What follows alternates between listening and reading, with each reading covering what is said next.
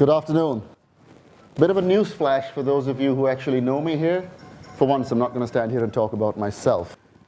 I'm going to try and spend at least part of the next 15 minutes or so to help you appreciate something that is actually really very high-tech that you all carry around with you, something also that is really beautiful. And I think I made a mistake in the title of my presentation. I should have used the word harmony instead of synergy. For those of you who, like me, feel some kind of strange religious connection with Apple, I'm not referring to your iPhones, so forgive me.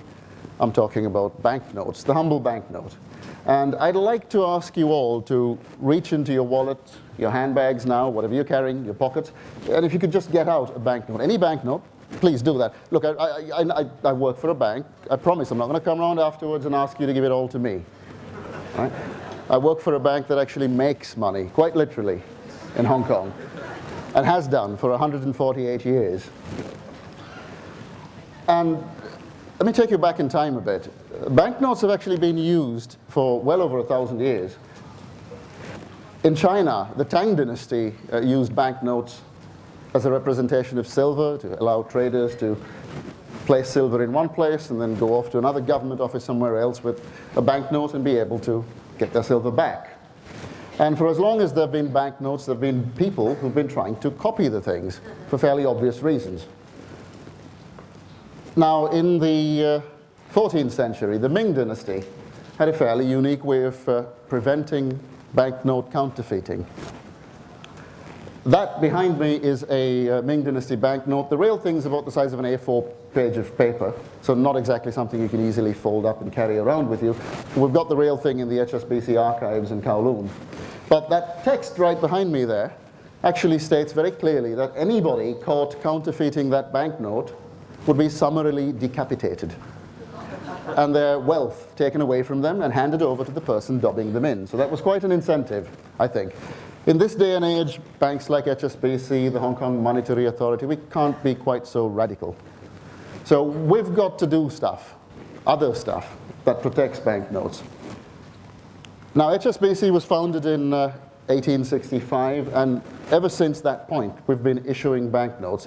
And one of the early techniques for securing banknotes was to make them really beautiful and really, really intricate, to include in a banknote art at a massive scale that was then shrunk down to tell a story. So here's one from 1921. And that particular picture tells the story of how the bank that I work for was supporting trade in tea between China and other parts of the world. And that's not unique to how we produce banknotes. That's exactly how banknotes have been produced for the longest time. I said banknotes were backed by silver. And now that's a silver ingot that is probably worth about 150,000 Hong Kong dollars today. Banknotes used to be backed by silver in this part of the world. And that's our archivist, Helen Swinnerton, holding that piece of silver up. It's actually massively heavy, doesn't fit in a pocket quite easily. And the little lumps you see on top of them are the early attempts at adding value. They didn't have octopus value add machines then, they just added bigger lumps of silver as silver depreciated. The Hong Kong dollar was actually backed by silver coins, the silver Hong Kong dollar, which was the currency of the island at the time, not those silver saises which were prevalent in China. Now, here's a little bit of a test. That was one of the first banknotes produced by HSBC back in 1865. One's real, one's fake. Would anyone like to put their hand up and suggest to me which one they think is the fake one? Anybody? Is that top one or bottom one? It's easier for me if you do that. All right. If it's the top one, because you think it says cancelled, ignore the word cancelled. The clue actually is in the date that the bank was founded. I think the guys who forged this one were mildly dysgraphic. They've actually put the date down there as 1856. But the reason I chose to show you this is the fake one, more than the real one, is very worn out. It's well and truly thumbed. So it must have fooled a lot of people. And you've got to be pretty careful when you handle money. Now, I'd like to ask a volunteer to join me up on stage. Anybody? Look, yeah, thank you. I am actually going to hand you a large envelope of money. There are security personnel outside, of course. But have you had any training in spotting fakes? No, I haven't. You haven't? Very good. Then you'll do nicely. Right. So in my hand is a wad of money. One is a fake. Okay. And what I'd like you to do is, it's not exactly well lit in here, just pretend you're counting it and try and spot, just from your sense of touch, the fake one. Would the rest of you, if you've got a banknote, just bring it up to your nose, close your eyes, bring it up to your nose, and take a deep breath. Smell it. Seriously. I mean, I don't know where your money's been, but you should be smelling the smell of money. And that smell of money, is woven into the very fabric of the banknote. Banknotes these days are produced on either polymer or paper, but it's the ink that you are smelling. Have you? She's right. 100% of people would get that right. Don't go too far. I need you for another little experiment, and thank you. These aren't actually real banknotes. I'm supposed to say this.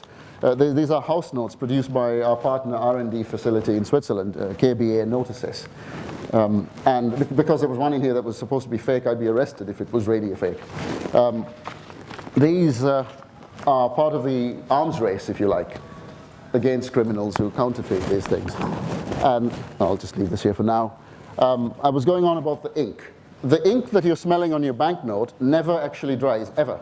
So when you get home, or try it now if you want to, take a colorful part of your banknote, put it against your thumbnail, and then rub it really hard against a white piece of paper. It will rub off. If it doesn't, you've got a fake. Right? Seriously. And that ink is imprinted on the paper or the polymer under 40 tons of pressure per square inch using a printing technique called intaglio. That is actually very, very difficult to copy, if you will. And what I've got magnified behind there is the ridges that this dear lady here did not feel. Is that right? You felt that the note was smooth, right? And you've been handling money since you were little. You didn't know what you knew, and that was the ridges and the tactility of banknotes that are caused by that enormous amount of pressure and that special ink. Feel your banknotes, feel that in your hand. If you want to raise your banknotes up and look through them at the light, you'll see a feature that is actually quite common. Most people know about it.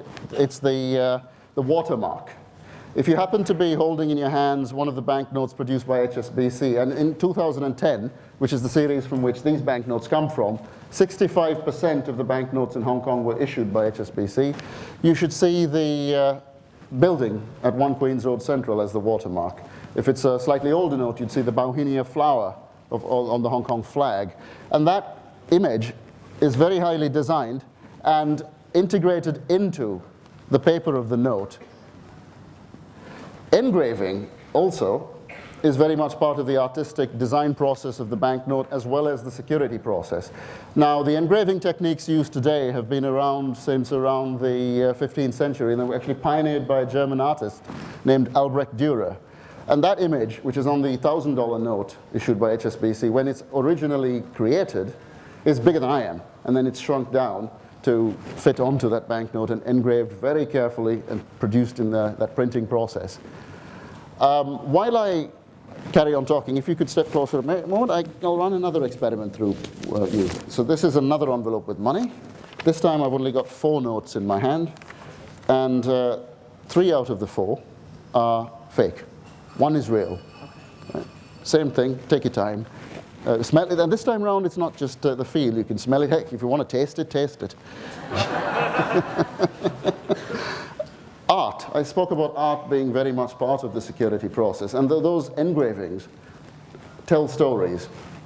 Again, these are examples, and I will show you other pictures in a moment, of the engravings and the quality of the art that goes into the production of a banknote. Not every single feature of a banknote's security protocol, if you will, is visible clearly under normal light.